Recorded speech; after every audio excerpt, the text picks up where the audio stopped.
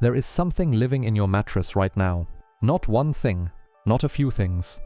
An entire population of living organisms distributed across every square inch of the surface you sleep on, concentrated most densely in the areas where your body rests longest, and present in numbers that will change how you think about the 8 hours you spend unconscious in that bed every single night. You have been sleeping with them your entire life. They have been there in every bed you have ever owned, in every hotel room you have ever stayed in every childhood bedroom you ever slept in. They are there right now, and they will be there tonight. And the reason most people go their entire lives without fully understanding what is sharing their mattress is simply that no one has ever taken the time to show them exactly what is happening in that fabric, at that scale, in the dark. Tonight we are going to look at your mattress properly. We are going to go inside it, layer by layer, and find out who is living there, what they are doing, how long they have been there, and why the honest answer to every one of those questions is considerably more interesting and considerably less alarming than the version of this story that gets shared in forwarded emails and sensationalized headlines. By the end, I think you will understand your mattress as the precise, complex, and actually rather remarkable microhabitat it genuinely is. And you will have a calibrated and accurate picture of what it means for your health, your sleep, and your home. Let us start with the most abundant resident, the one that has been there the longest and that exists in the greatest numbers of any organism in your mattress: the house dust mite, Dermatophagoides pteronyssinus, and its close relative Dermatophagoides farinae, together the most studied arthropods in the domestic environment and the most misunderstood. A single mattress that has been slept on for 2 years may contain anywhere between 100,000 and 10 million individual dust mites, depending on humidity, temperature, and the density of their food supply. That range is wide because it is genuinely variable, and the lower end of that range represents a healthy, well-ventilated mattress in a dry climate, while the upper end represents a poorly ventilated mattress in a humid environment where the conditions for mite reproduction have been consistently optimal. Both ends of that range are completely normal. Both ends have been true of mattresses belonging to people who considered themselves clean, careful sleepers with well-maintained homes. The dust mite is not a pest in the sense that most people apply that word. It does not bite. It does not sting. It does not pierce your skin, draw blood, or transmit disease. It is an arachnid, a relative of spiders and ticks, but one that has evolved into a completely harmless decomposer, feeding exclusively on the shed skin cells, the dead keratin-rich squames that fall from your body as you sleep. Every human being sheds approximately 1 to 2 grams of skin cells per day, and a significant portion of that shedding happens in bed, where your body is in sustained contact with a warm, still surface for 8 hours. From the dust mite's perspective, your mattress is not your sleeping space. It is their food source, and you are their food delivery system, arriving reliably every night at roughly the same time, shedding exactly what they need, and then leaving again in the morning. The mite itself is extraordinary at the scale it operates. Between 200 and 300 microns in length, invisible to the naked eye, it moves through the fabric layers of your mattress on 8 stubby legs, finding its way through fiber channels and fabric weave structures that are, relative to the mite's body size, the equivalent of navigating a dense forest. It has no eyes. It detects its environment entirely through chemoreception and mechanoreception, following chemical gradients that lead it toward concentrations of shed skin and away from conditions that are too dry or too cold for survival. It requires a relative humidity of approximately 70% to survive, and the warmth and moisture generated by a sleeping human body creates, in the top layers of your mattress, almost exactly those conditions every single night. Your sleeping body is not just feeding the dust mite population in your mattress. It is actively maintaining the environmental conditions they need to reproduce. Now here is the part that will matter most to you as someone who has just been told they share their mattress with up to 10 million arthropods.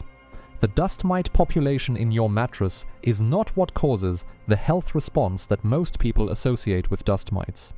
The mite itself, alive, moving through the fabric, is almost entirely inert from an immunological standpoint.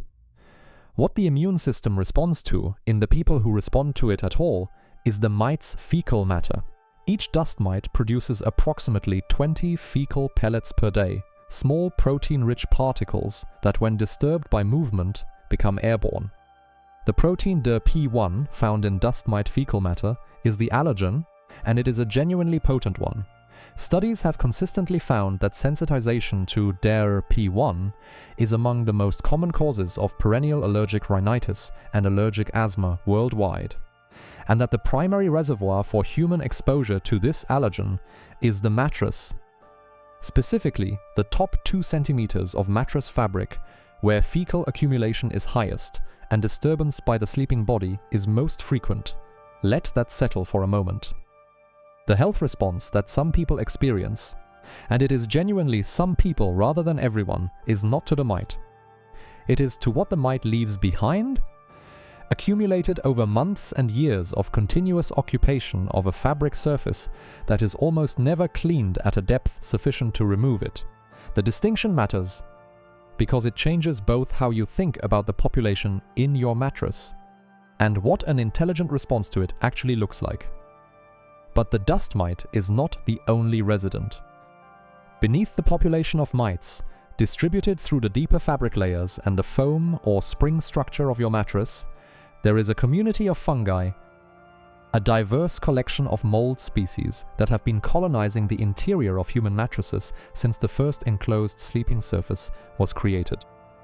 Researchers examining mattress samples have consistently identified between 4 and 16 fungal species in any given mattress, with the most common being Aspergillus and Penicillium species, both of which are widespread environmental fungi found on almost every surface in almost every building in the world, also present in higher concentrations than most people would expect: Fusarium, Cladosporium, and in a significant proportion of older mattresses, Rhodotorula, a red pigment yeast whose presence in a mattress is associated with the kind of sustained moisture levels that develop when a mattress is regularly exposed to sweat and never fully dried.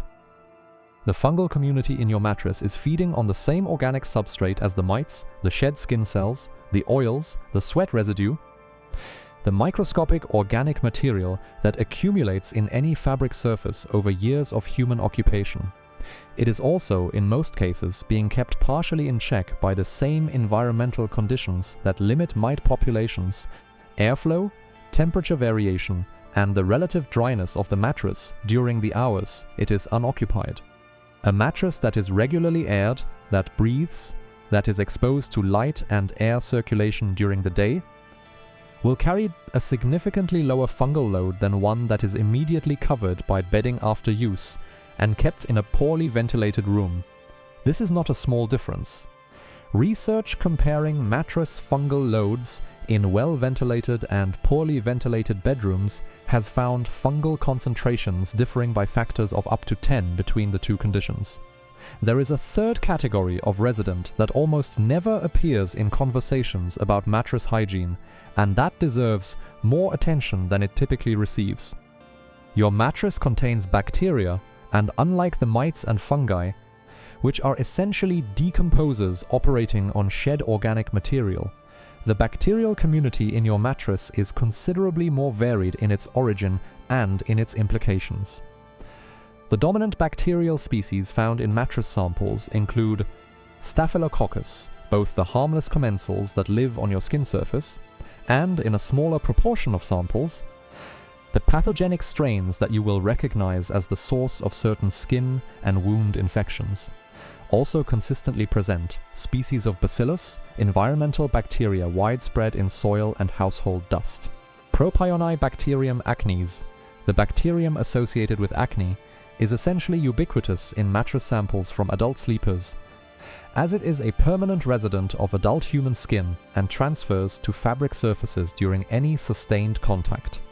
The bacterial population in your mattress is, in the overwhelming majority of cases, a stable community of organisms that has reached an equilibrium with the environmental conditions of the mattress surface and poses no meaningful health risk to the healthy adult sleeper. The conditions of a well-maintained mattress, its relative dryness during waking hours, its exposure to some level of airflow, the regular disturbance of the surface by sleep movement, all of these work against the development of pathogenic bacterial colonies at concentrations sufficient to cause infection. The risk profile changes in specific circumstances for people with compromised immune systems, for mattresses that have been exposed to moisture or contamination events, and for mattresses that have been in use for so long that the accumulated organic load in the fabric layers has created conditions that favor the growth of organisms that would not otherwise establish themselves. But for the typical adult sleeper in a typical domestic bedroom, the bacterial population in the mattress is less a health threat than it is a record, a biological record of the person who has been sleeping on that surface, which skin bacteria they carry, what environmental bacteria their home contains, and how well the mattress has been maintained. So, what should you actually do about the population living in your mattress? The honest answer is more specific and more achievable than most people expect. A mattress protector, a waterproof, washable cover placed between the mattress and the fitted sheet, does more to reduce allergen exposure than almost any other single intervention. It physically prevents the accumulation of new skin cell material in the top mattress layers, denying the mite population its primary food source and preventing new fecal accumulation from reaching the sleep surface. Washing it at 60 degrees Celsius kills mites and denatures the DER-P1 protein. A good quality protector, washed monthly, changes the exposure profile of your sleep surface more significantly than replacing the mattress entirely, because a new mattress without a protector will develop a mite population within months of use. Airing your mattress matters. Stripping the bed each morning and leaving the mattress exposed to the room air for 30 minutes before remaking it reduces the humidity in the top fabric layers enough to meaningfully suppress mite reproduction.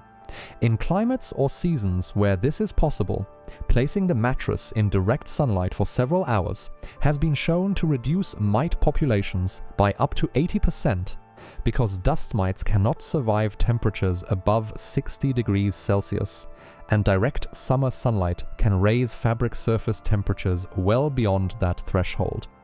Opening bedroom windows during the day reduces ambient humidity in ways that compound across weeks and months into a meaningfully drier mattress environment.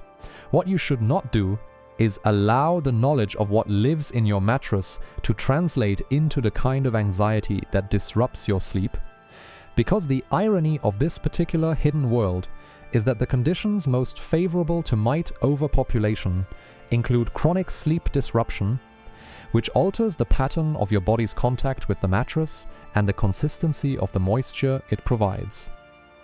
The population in your mattress is not a sign of inadequate hygiene. It is a sign of a mattress that has been used, which is what mattresses are for.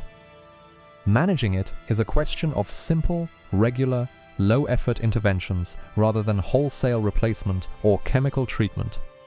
The population will always be there. The question is only what size you allow it to reach. The mattress you sleep on every night is not a neutral surface. It is one of the most intensively inhabited microhabitats in the domestic environment, maintained by your body heat, fed by your skin, and colonized by organisms that have been adapting to life in human sleeping spaces for as long as humans have had them.